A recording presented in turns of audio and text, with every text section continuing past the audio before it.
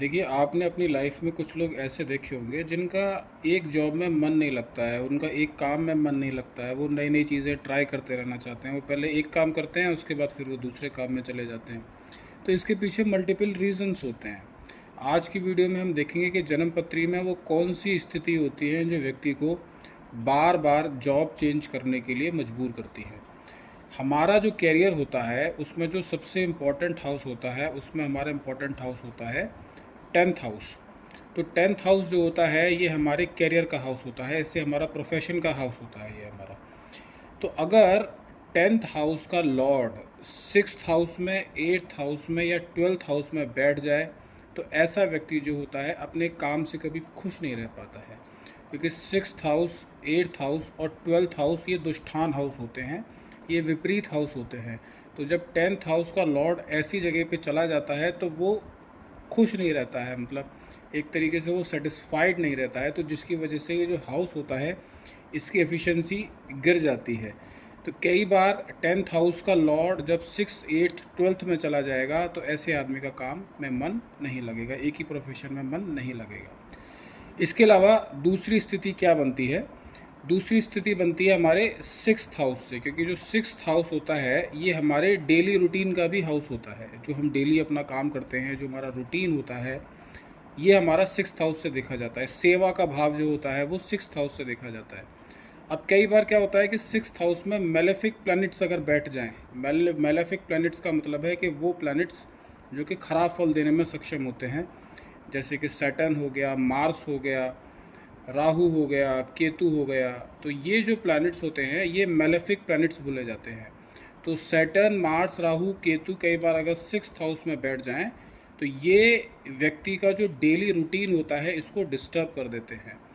ये व्यक्ति के अंदर एक एग्रेशन वाला नेचर व्यक्ति को ला के देते हैं, और व्यक्ति जो है वो अपने बॉस के साथ कन्फ्लिक्ट्स करने लग जाता है कई बार। तो ऐसे व्यक्ति को जनरली वर्क प्लेस पर थोड़ी सी दिक्कतों का सामना करना पड़ता है। अब ऐसे व्यक्ति को क्या करना चाहिए? ऐसे व्यक्ति को ऐसी जॉब्स में जाना चाहिए जहाँ पर पहले से ही कन्फ्लिक्ट की पॉसिबिलिटीज़ हों।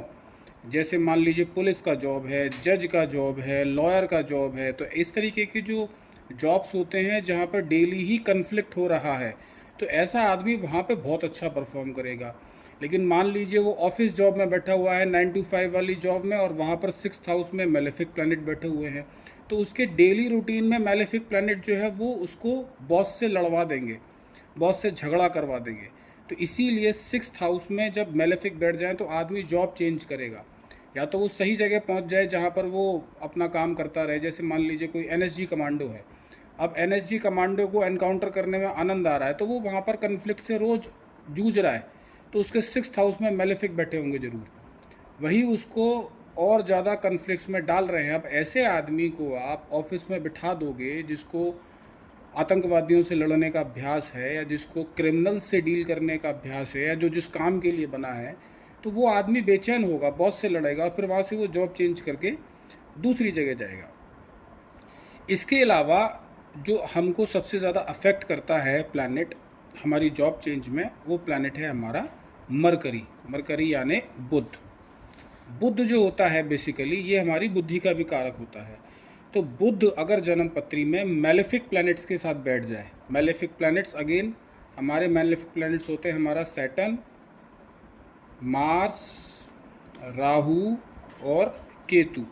तो इन चार मेलेफिक प्लैनेट्स, और सन भी किसी हद तक, तो इन चार मेलेफिक प्लैनेट्स के साथ जब हमारा मरकरी कंजक्शन में आ जाता है तो ऐसा जो व्यक्ति होता है उसको हमेशा एक अनकंफर्टेबलनेस रहती है, क्योंकि आदमी की बुद्धि अगर अनकंफर्टेबल रहेगी किसी जगह पर तो वो आदमी एक जगह टिकेगा नहीं कभी, वो कभी एक जगह जाएगा, कभी दूसरी जगह जाएगा। तो ऐसा जो व्यक्ति होता है वो बार बार जॉब बदलने वाला हो सकता है। इसके अलावा अगर मरकरी जो है वो डुअल साइन में बैठ जाए, डुअल साइन का क्या मतलब है? डुअल साइन का मतलब है वो राशियां जो डुअल नेचर की होती हैं, जैसे कि 3 नंबर, 6 नंबर, 9 नंबर और 12 नंबर। अगर इन राशियों में मरकरी बैठ जाए, 3 और 6 मरकरी की खुद की राशियाँ होती हैं, 9 और 12 जो होती है वो जुपिटर की राशि होती हैं। 3 और 6 मरकरी की खुद की राशि होती हैं। इन राशियों में जो मरकरी होता है ये हाइपर एक्टिव हो जाता है। हाइपर एक्टिव का मतलब है कि व्यक्ति जो होगा वो दिमाग से बहुत ज़्यादा तेज होगा। तो जो तेज दिमाग का आदमी होगा वो एक जगह टिक के काम नहीं कर सकता है, वो एक जगह जाएगा, उस जगह के काम को समझेगा, काम को ख़त्म करेगा और वो जल्दी से नई जगह भागना चाहेगा। लोग आपने देखे होंगे जो एक जगह टिकते नहीं है, कैरियर ग्रोथ उनको चाहिए हर हाल में। क्यों? क्योंकि वो नई नई चीज़ें सीखना चाहते हैं, उनको नई नई चीज़ें एक्सप्लोर करनी है, उनको ग्रोथ चाहिए, क्योंकि उनकी बुद्धि में वो पोटेंशियल है। देखिए, कैरियर ग्रोथ की बात कौन करेगा? कैरियर ग्रोथ की बात वही आदमी कर सकता है जिसकी बुद्धि में दम होगा। और बुद्धि में जो दम आता है वो जब आता है जब आपकी मरकरी में दम हो। और मरकरी में दम जब आता है जब आपकी मरकरी 3, 6, 9, 12 राशि में बैठी हो। मैं बता देता हूँ, 3, 6 जो होती हैं वो आपकी जेमिनाय और वर्गो यानी मिथुन और कन्या, 9 यानी आपकी सेजिटेरियस या धनु, और 12 यानी आपकी पाइसेस या मीन। इन 4 राशियों में जो बुध होता है ये बहुत ज़्यादा एक्टिव हो जाता है। तो ऐसा व्यक्ति भी एक जगह टिक कर काम करना नहीं चाहेगा। इसके अलावा दोस्तों, अगर मरकरी के साथ राहु कंजक्शन में आ जाए, राहु जो होता है बेसिकली छाया प्लैनेट है, तो मरकरी पर ये दुष्प्रभाव डालेगा ही डालेगा। तो जब मरकरी के साथ राहु आ जाएगा, ऐसा व्यक्ति सडन डिसीजन लेने वाला होगा, तत्काल डिसीजन लेगा, ज़्यादा सोचेगा समझेगा नहीं। मरकरी जबकि बुद्धि का कारक है, लेकिन राहु आदमी को उसकी बुद्धि का प्रयोग नहीं करने देगा और आदमी एकदम से सडन डिसीजन लेने वाला होगा। तो ऐसा आदमी क्या कर सकता है? एकदम सडनली रिज़ाइन कर सकता है जॉब से, और वो रिज़ाइन करके भाग जाएगा। तो इस प्रकार का जो कंजंक्शन होता है, मरकरी प्लस राहु का कंजंक्शन, ये कंजंक्शन भी ऐसे लोगों को जल्दी जल्दी जॉब करवाता है। इसके अलावा केतु प्लस मरकरी का कंजंक्शन, मान लीजिए किसी व्यक्ति के 4th हाउस में या 7th हाउस में केतु प्लस मरकरी का कंजंक्शन है। ऑल दो 7th हाउस का जॉब से लेना देना नहीं है, लेकिन फिर भी बुद्धि का जो भाव है मरकरी, वो 7th हाउस में बैठा है। अब केतु प्लस मरकरी किसी व्यक्ति के घर जन्म कुंडली में बैठ गए हैं, तो ऐसे आदमी की जो बुद्धि होगी वो डिटैच हो जाएगी। तो ऐसा आदमी काम करेगा, लेकिन उसकी बुद्धि वो जहाँ लगाएगा वहाँ से डिटैच हो जाएगी। मतलब वो काम में मन लगाएगा तो काम से उसकी बुद्धि डिटैच होगी। जब डिटैच होगी तो ऐसा आदमी जॉब बदलने की स्थिति में बार बार आएगा। इसके अलावा मित्रों, एक स्थिति ये बनती है कि अगर मरकरी सन के साथ कंजंक्शन में हो, मान लीजिए मरकरी सन के साथ कंजंक्शन में है, तो मरकरी और जो सन का कंजंक्शन होता है इसको एक अच्छा कंजंक्शन माना जाता है। ये एक, इसको आदित्य सूर्य योग भी शायद बोला जाता है, मैं नाम भूल रहा हूँ उसका भी।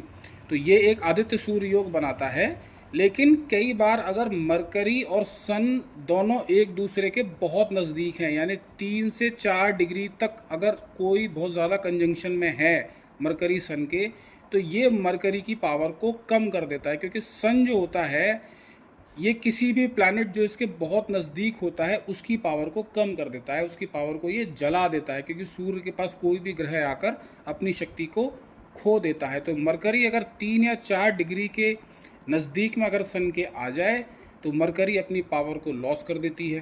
तो ऐसा व्यक्ति जब मरकरी वीक हो जाएगा तो ऐसे आदमी की बुद्धि वीक हो जाएगी कहीं ना कहीं। ऐसे आदमी की जो स्पीच है, बुद्धि तो एक बार को नहीं वीक कहना चाहिए, मतलब ऐसे आदमी की स्पीच वीक हो जाएगी। ऐसा आदमी जो है थोड़ा सा जो उसमें पोटेंशियल है उस पोटेंशियल से लो परफॉर्म करेगा।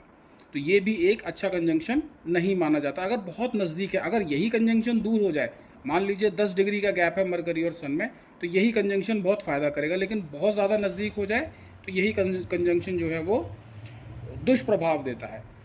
इसके अलावा दोस्तों, अगर 10th हाउस का लॉर्ड अगर राहु या केतु के साथ कंजंक्शन में आ जाए, तो ये भी जो है जॉब को बार बार चेंज करवाने का काम कर सकता है। इसके अलावा दोस्तों, मून क्या होता है हमारा? मून भी हमारा इम्पॉर्टेंट है। अगर मून हमारा जो है, अगर हमारा मून 6th हाउस में, 8th हाउस में या 12th हाउस में बैठ जाए, तो ऐसा व्यक्ति जो होगा उसका जो मन होता है वो थोड़ा सा बेचैन हो जाता है। ऐसा आदमी जो होगा, अगर मान लीजिए 6th हाउस में मून बैठ जाए, तो ऐसे आदमी के अपने बॉस के साथ कन्फ्लिक्ट हो सकते हैं। उस आदमी को डेली स्ट्रेस रहेगा, जो उसका डेली उसका वर्किंग रहेगी, ऐसे आदमी को उसमें स्ट्रेस रहेगा। अनस्टेबल वर्क प्लेस रहेगा। वर्क प्लेस तो वही रहेगा, लेकिन चूंकि मून 6th हाउस में है तो उसका जो डेली रूटीन है काम करने का वो थोड़ा सा डिस्टर्ब हो जाएगा। अगर मून मान लीजिए 8th हाउस में बैठ जाए गलती से किसी व्यक्ति का, तो ऐसा आदमी जो होता है उसको थोड़ी सी इमोशनल अप्स एंड डाउन्स देता है सडन, क्योंकि 8th हाउस जो है वो सडन चेंज का है। तो ऐसे आदमी के इमोशंस एकदम से सडनली चेंज हो जाते हैं। ऐसा आदमी एकदम से गुस्सा कर सकता है, ऐसा आदमी एकदम से प्यार कर सकता है, ऐसा आदमी एकदम से रूठ सकता है। तो 8th हाउस में जब मून बैठ जाता है तो सडन इमोशनल चेंज आदमी को दे देता है। तो ऐसा आदमी जो होता है वर्क प्लेस में कई बार अनकंफर्टेबल होता है, तो ऐसा आदमी भी बार बार जॉब बदल सकता है। देखिए, मैं जितनी संभावनाएं हैं जो एक आइडियल वर्क प्लेस पे हो सकती हैं, एक वर्क प्लेस पे जो जो समस्याएं व्यक्ति को आ सकती हैं, वो मैं सारी समस्याएं यहाँ पर डिस्कस करने की कोशिश कर रहा हूँ। उसके अलावा मित्रों, अगर मून आदमी का 12th हाउस में बैठ जाए, तो 12th हाउस में जो आदमी बैठेगा, मून बैठेगा, तो ऐसा आदमी ओवर इमेजिनेटिव हो जाता है, ऐसा आदमी ख्यालों में खोया हुआ रहता है। तो ओवर इमेजिनेटिव आदमी क्या करेगा कि मैं जो है अंबानी बन जाऊं, मैं जो है विजय माल्या जैसा बन जाऊं, या मैं बहुत अमीर बन जाऊं, बहुत रिच बन जाऊं। तो वो इमेजिनेशन करता है। तो कई बार वो इमेजिनेशन की वजह से भी अपनी जॉब जो है बार बार स्विच करेगा कि अरे मैं, क्योंकि आदमी जैसा इमेजिन करता है वैसे ही आदमी कार्य करता है। आप जो सोचेंगे वही आप कार्य करेंगे। आप हमेशा देखिएगा, आप जीवन में वही काम करते हैं जो आप सोचते हैं। अगर आप सोचेंगे नहीं तो आप वो काम करेंगे नहीं। मान लीजिए आपको किसी से लड़ाई करनी है, तो सबसे पहले आप लड़ाई अपने ख्यालों में करते हैं उस आदमी से। अगर आप अपने ख्यालों में किसी आदमी से लड़ाई ना करें तो आप रियलिटी में उससे लड़ाई नहीं करेंगे। तो 12th हाउस का जो मून होगा वो आदमी को ओवर इमेजिनेटिव बना देगा। तो ओवर इमेजिनेटिव आदमी क्या करेगा, वो ज़्यादा इमेजिनेशन करेगा। ज़्यादा इमेजिनेशन करेगा तो वो अपने आप को नई नई जगह देखेगा, नई नई जगह देखेगा तो वो जॉब स्विच करने के बारे में ज़्यादा सोचेगा। तो दोस्तों, ये जो पॉसिबिलिटीज़ होती है, मैं ये नहीं कह रहा हूँ कि किसी व्यक्ति के अंदर सारी पॉसिबिलिटीज़ हों, लेकिन अगर आपकी जन्म पत्री में इसमें से जो मैंने अभी डिस्कस करी है, ओवरऑल 7 या 8 पॉसिबिलिटीज़ मैंने डिस्कस करी हैं, अगर मान लीजिए 7 में से अगर आपके अंदर 3 या 4 पॉसिबिलिटीज़ हैं या उससे ज़्यादा है, तो मान लीजिए कि आप एक फ्रीक्वेंट जॉब चेंजर हैं। या अगर आप जॉब चेंजर नहीं हैं तो आप अपनी जॉब से कभी सेटिस्फाई नहीं रहेंगे। आप नई नई जॉब के लिए ट्राई करेंगे, या आपको नए नए काम ट्राई करेंगे। अब मान लीजिए ये योग किसी की जन्म पत्री में और आदमी सरकारी नौकरी लेके बैठा है, तो ना तो वो उसको छोड़ पाएगा और ना ही वो सुखी रहेगा। तो वो आदमी क्या करेगा, नए नए काम ट्राई करेगा। वो आदमी कभी कुछ करेगा, कभी स्टॉक मार्केट का काम करने की कोशिश करेगा, कभी कुछ करेगा, कभी बच्चों को पढ़ाने की कोशिश करेगा। तो ये ऐसी स्थिति पैदा कर देता है। आदमी जो होता है ना, वो संतुष्ट नहीं रह पाता है अपने काम से। तो ये वो स्थितियाँ होती हैं जो आदमी को अपने वर्क प्लेस में असंतुष्ट बनाती हैं। आपको कैसी लगी ये वीडियो, अपने कमेंट्स में आप मेरे को बताएं। और आपको अगर कोई समस्या है तो आप अपने कमेंट्स में मेरे कमेंट्स में आप छोड़ दें, और मैं अगर हो सकेगा तो मैं आपकी समस्या का समाधान अवश्य करूँगा।